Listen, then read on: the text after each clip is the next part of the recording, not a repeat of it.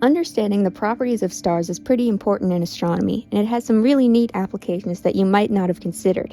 These are the spectral types we assign to stars. Just looking at this visual, you might notice a relationship between the colors of the stars and their temperatures. You might also notice these lists of elements and such associated with each class. Those lists are there because the spectral classification system is derived from stellar spectra. We record stellar spectra by dividing the light from a star into its component wavelengths. This light is interrupted by thin dark lines called absorption lines, which occur because atoms, ions, and molecules in the outer layers of a star's atmosphere absorb light at specific wavelengths. But why only specific wavelengths? Well, that's because electrons have wave properties, and they can only exist in orbitals that their wavelengths fit neatly into. This, by extension, means that their energies can only take on specific values too, since the wavelength of an electron has a relationship with its energy. An electron will only absorb a photon if that photon's energy allows the electron to jump to another allowed energy value.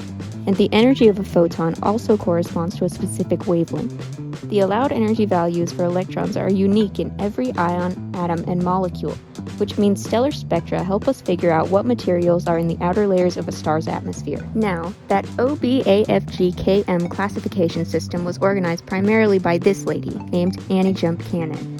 She was able to organize the classes in such a way that there was a smooth transition between the substances present in stars of consecutive classes. Thanks to advancements in the world of atomic physics, we now know that this system places stars in order of decreasing temperature, since cooler environments allow for an abundance of molecules and neutral atoms to exist, while hotter environments strip molecules apart and allow electrons to be removed from atoms. As for that relationship between color and temperature, to understand that, we need to talk a little bit about black body radiation. Stars can be thought of as black body radiators, which emit radiation at all parts of the electromagnetic spectrum. However, the intensity at which these objects emit different types of radiation depends on their temperature. This can be illustrated by a black body curve, which is derived from this equation. But what you really need to understand is Wien's displacement law, which says that the frequency at which a black body radiates most intensely increases with temperature, and the wavelength of that light decreases. Since we perceive different frequencies and wavelengths of light as colors, hotter stars look more blue and cooler stars look more red. So why is understanding all of this important?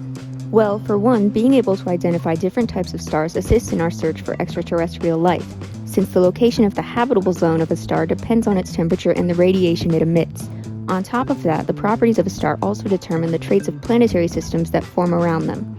But these are just my personal favorite applications. Understanding stars is tremendously important in astronomy, and there are plenty of other ways we can use the characteristics of stars to better understand our universe.